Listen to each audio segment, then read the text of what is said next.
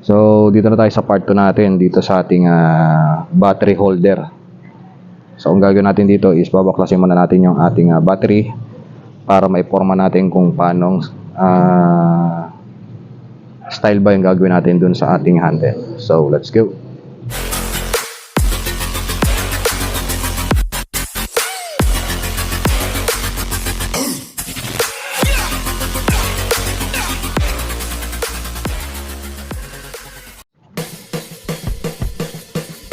So, tayo yung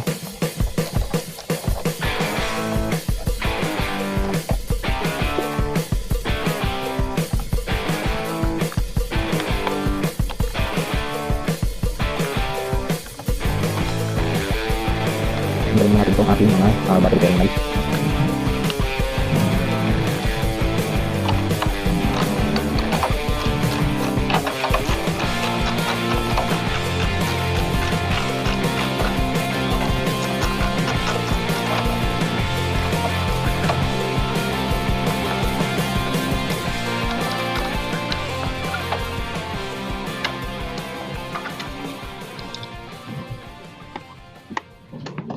Condition ng ating battery holder. Right, so yan siya. Medyo tuklap na rin yung iba, kinakalawang na. Yan. So ito ipapalit natin.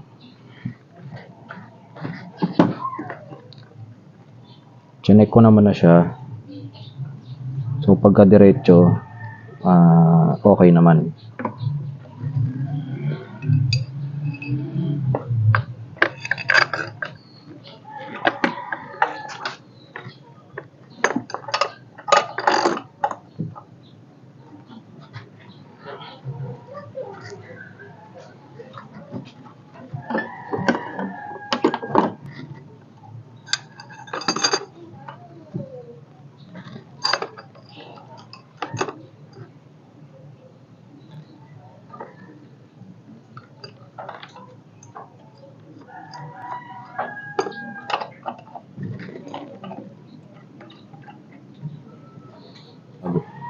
Alright, so dito negative na talaga kaagad tayo, no? Ayan, so dito kapusin ako ng thread. Ito kasi naka-slant pala siyang pababa. Ayan. Sa likod okay naman dahil straight siya. Dito sa harap kapos ako. Ayan.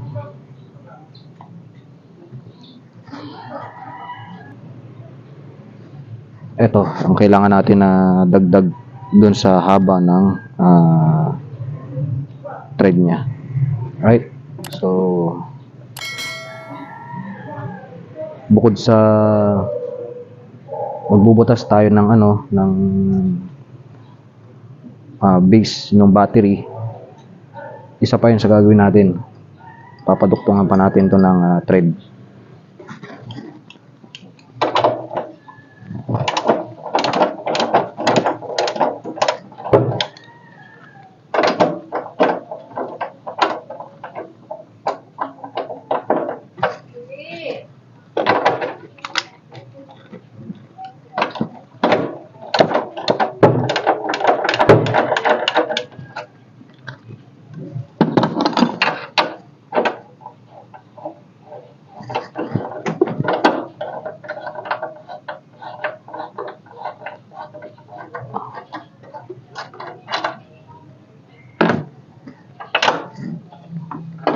Meron pa siya dito sa loob.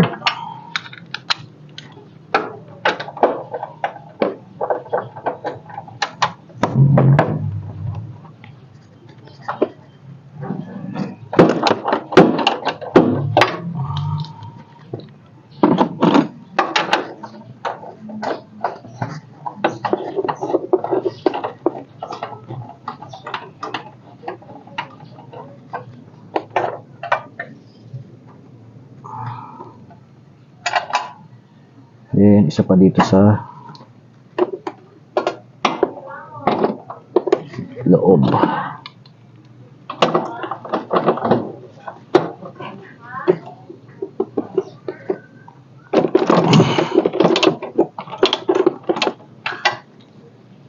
So, tatlong bolt na ano to, Pinamitan natin ng 12mm na socket.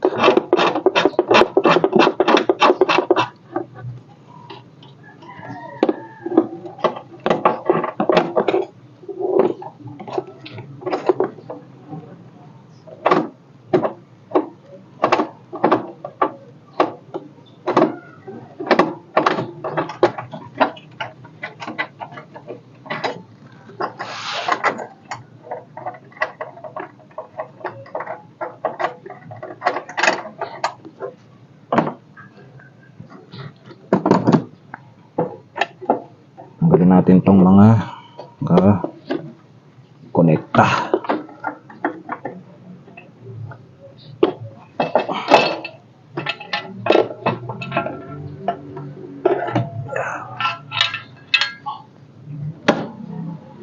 A few inches later. Alright, so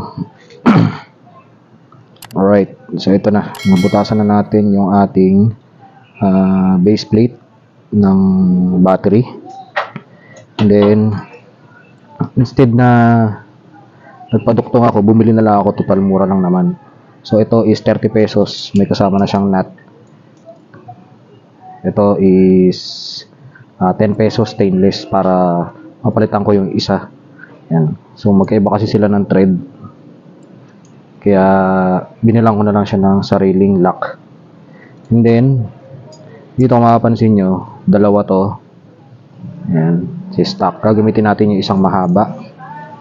And then papalitan na rin yung nut nito. Yan. So stainless to. Yung isa galvanized lang. Yan.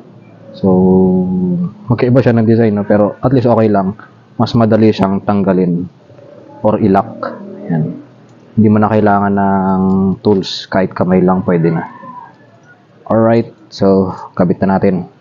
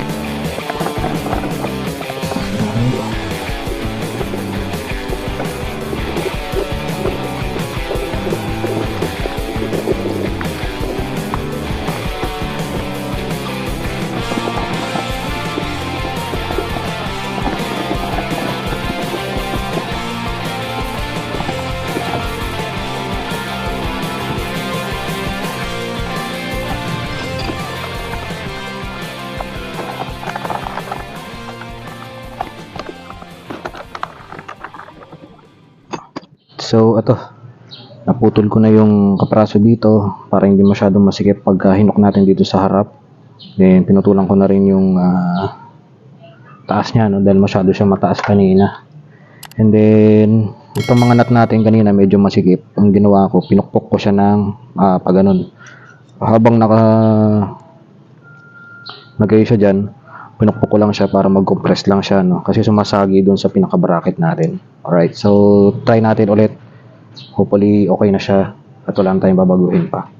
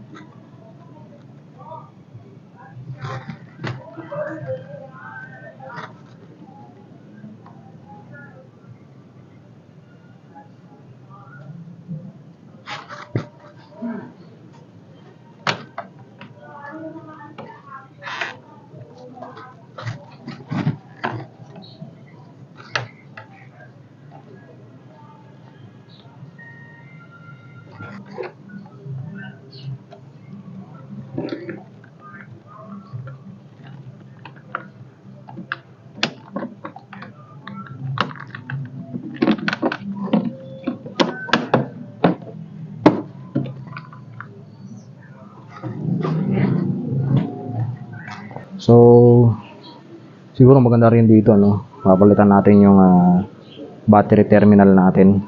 Yan. Pero wala pa akong nakikita sa online. Then, sa part 3 natin ito. Pag-aralan ko muna kung paano natin mapapalitan to dun sa nabili natin na dipstick handle. Alright, so hanggang dito lang muna mga kanatik.